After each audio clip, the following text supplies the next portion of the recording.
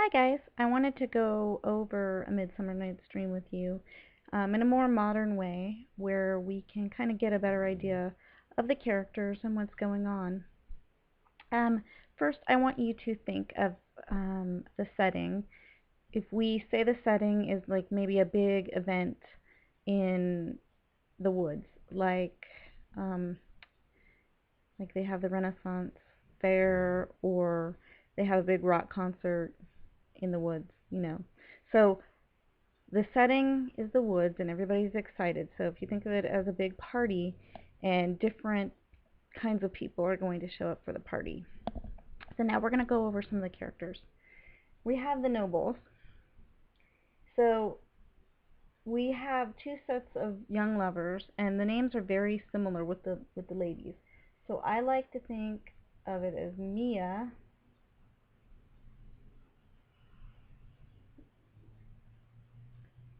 my pen's not working, but Mia and Lena. So Mia loves Lysander, but her father wants her to marry Demetrius or die. She doesn't love Demetrius. Helena loves Demetrius, and she follows him around like a lovesick puppy. But he wants to marry Mia because he will get financial gain. He's marrying into a good family. So he's doing it for those reasons and not because he loves Mia. Lysander, on the other hand, loves Mia very, very much.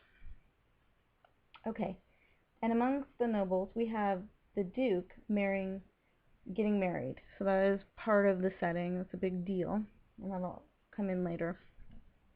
Okay, so this is kind of the big drama that's going on with all the love connections going on.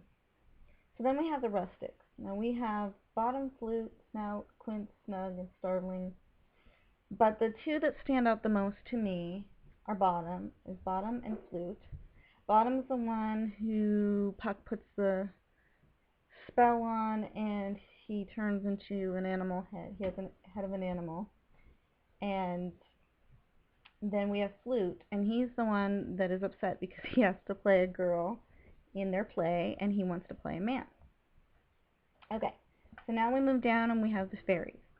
You've got the Fairy King, the Fairy Queen, and Puck, who's a prankster.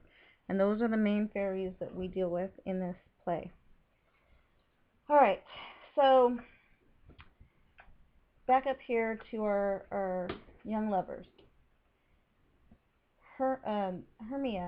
Mia gets upset by her father, who tells her she's either marrying Demetrius or she's going to be put to death. So she makes plans with Lysander to run off to the woods. So that's kind of how they get to the big party. She makes the mistake of telling Helena, who then tells Demetrius. And Demetrius is going to go off to the woods to find Mia and Lysander, and Helena, of course, follows him like a faithful puppy dog. Okay, so that's how the lovers end up in the woods. Then you have the rustics. They're putting on the play for the Duke's wedding. Now, it's a big deal. If he doesn't like the play, then they can be put to death. So they're actually quite funny because they take themselves very seriously, but they bumble around and they're extremely goofy.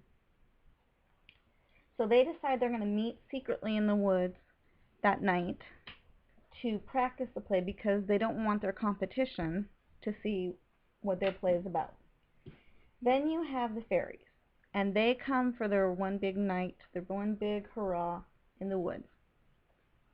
And Oberon and Titania are arguing over a boy who is the son to one of her servants who passed away.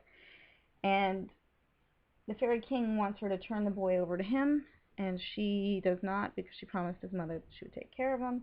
And so they're fighting. And then we have Puck, who's a prankster. And Puck was asked by the Fairy King to put a spell on the young lovers and to put a spell on Titania. So it's actually Puck's doing that mixes everything up where the two guys now think that they favor and love Helena instead of Mia. And so that gets crazy. And then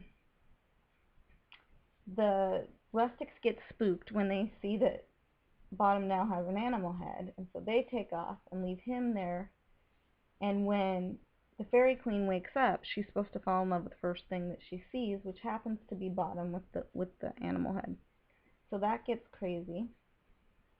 And then Puck has to right all those wrongs by the end of the night so that everybody ends up with who they're supposed to be with. I hope that this makes it a little easier. I'm not really asking for you to explain this. What I'm asking is for you to pick certain parts of the play and relate them to your own life. Who do you know that bumbles around like the rustics or takes themselves too seriously? Or what other characters in literature or movies do they remind you of? Maybe it's the Three Stooges. Where do you see this kind of high school drama between the young lovers? Or parents who have strict authority over, or think they have strict authority over their children. The fairies. The fairies are surreal. They bring the quality of magic to this whole affair. And without them, it would be a drama. But we also need the rustics to ground the fairies because they're very magical. So the rustics kind of are the bridge between reality, which is the nobles, and fantasy, which is the fairies. So I hope this has helped you, and just let me know if I can help you understand it a little better. Thank you.